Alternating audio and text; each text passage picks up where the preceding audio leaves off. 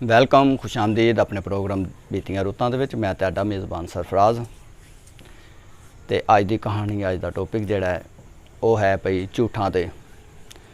ਇੱਕ ਤੇ ਹੁੰਦਾ ਹੈ ਝੂਠ ਤੇ ਇੱਕ ਹੁੰਦਾ ਰੱਜ ਕੇ ਝੂਠ।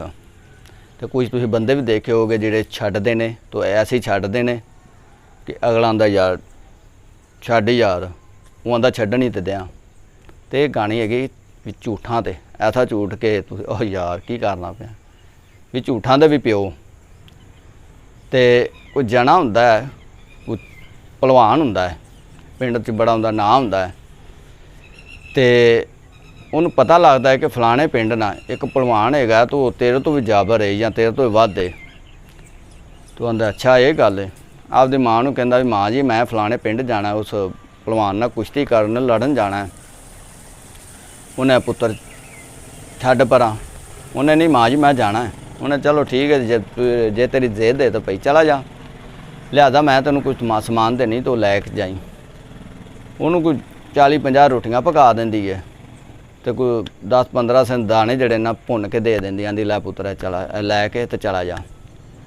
ਉਹ ਰੋਟੀਆਂ ਭਈ ਸਾਈਡ ਵਾਲੀ ਜੇਬ 'ਚ ਸਾਰੀਆਂ ਪਾ ਲੈਂਦਾ ਹੈ ਤੇ ਦਾਣੇ ਜਿਹੜੇ ਹੁੰਦੇ ਨੇ 10-15 ਸੈਂਟ ਉਤਲੀ ਜੇਬ 'ਚ ਪਾ ਲੈਂਦਾ। ਹੁਣ ਲੱਗਾ ਜਾਂਦਾ ਨਾਲੇ ਦਾਣੇ ਖਾਂਦਾ ਜਾਂਦਾ।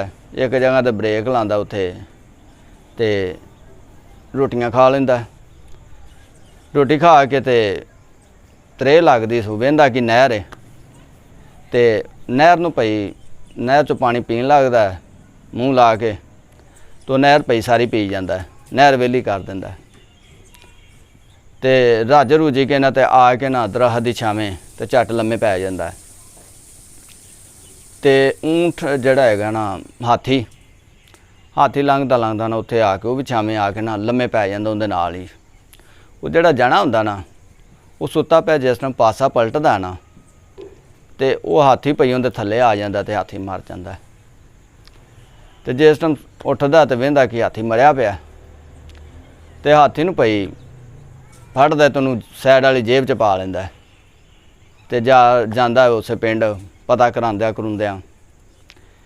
ਤੇ ਉਹ ਜਿਹੜਾ ਹੁੰਦਾ ਨਾ ਭਲਵਾਨ ਉਹਦੇ ਘਰ ਦਾ ਪਤਾ ਕਰਾ ਕੇ ਤੇ ਜਾਂਦਾ, ਕੁੰਡੀ ਖੜਕਾਉਂਦਾ ਤੇ ਕੁੰਡੀ ਖੁੱਲ੍ਹੀ ਹੁੰਦੀ ਹੈ ਤੇ ਬੂਹਾ ਖੋਲ੍ਹ ਕੇ ਤੇ ਵਹਿੰਦਾ ਕਿ ਉਹਦੇ ਨਾਲ ਜਿਹੜਾ ਭਲਵਾਨ ਹੁੰਦਾ ਉਹਦੀ ਬੇਟੀ ਨਾਲ ਝਾੜੂ ਦੇ ਰਹੀ ਹੁੰਦੀ ਹੈ, ਯਾਨੀ ਕਿ ਝਾੜੂ ਸਫਾਈ ਕਰਦੀ ਹੁੰਦੀ ਘਰ ਦੀ। ਝਾੜੂ ਉਹਨੇ ਹੱਥ 'ਚ ਫੜਿਆ ਹੁੰਦਾ।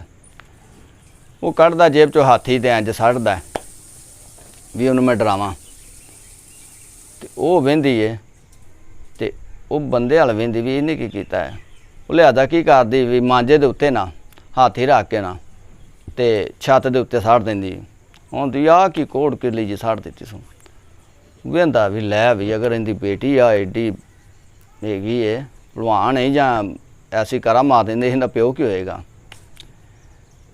ਬਾਹਰ ਨਿਕਲਦਾ ਜਾਂ ਉਹਨੂੰ ਪੁੱਛਦਾ ਵੀ ਮੈਂ ਤੇਰੇ ਪਿਓ ਨੂੰ ਮਿਲਣਾ ਹੈ। ਉਹ ਆਂਦੀ ਬਾਹਰ ਖੇਤਰਾਂ 'ਚ ਹੋਏਗਾ। ਉਹਨੇ ਅੱਛਾ। ਤੇ ਇੱਕ ਮਾਈ ਵੀ ਜਾ ਰਹੀ ਹੁੰਦੀ, ਉਹਨੂੰ ਕਹਿੰਦਾ ਮਾਂ ਜੀ, ਉਹ ਮਾਈ ਉਹਨੂੰ ਪੁੱਛਦੀ ਪੁੱਤਰ ਕਿੱਧਰ ਚੱਲਾਂ ਹੈ। ਉਹਨੇ ਮਾਂ ਜੀ ਇੰਝ ਮੈਂ ਭਲਵਾਨ ਨਾਲ ਚੱਲਾਂ ਉਹਦੇ ਨਾਲ ਘੁਲਣ। ਉਹਨੇ ਆ ਪੁੱਤਰ ਤੁਸੀਂ ਇੰਝ ਕਰੋ ਵੀ ਤੁਸੀਂ ਜੀ ਘੁਲਣਾ ਕਿਤੇ ਹੋਰ ਤੇ ਤੁਹਾਨੂੰ ਮੈਂ ਆਪਦੇ ਮੇਰੇ ਹੱਥ 'ਤੇ ਘੁਲ ਲਵੋ। ਉਹਨੇ ਹੈ ਨਹੀਂ ਮਾਂ ਜੀ ਅਸੀਂ ਜਿਹੜਾ ਹੁੰਦਾ ਨਾ ਖਾੜਾ ਜਾਂ ਜਿਹੜੀ ਜਗ੍ਹਾ ਹੁੰਦੀ ਬਣੀ ਹੁੰਦੀ ਹੈ ਮੈਦਾਨ, ਉੱਥੇ ਘੁਲਣਾ ਹੈ। ਉਹਨੂੰ ਭਈ ਹੱਥ 'ਤੇ ਬਹਾ ਲੈਂਦੀ ਤੋਂ ਲੱਗੀ ਜਾਂਦੀ, ਉੱਥੇ ਜਾ ਕੇ ਛੱਡ ਦਿੰਦੀ। ਭਈ ਉਹ ਜਿਸ ਟਾਈਮ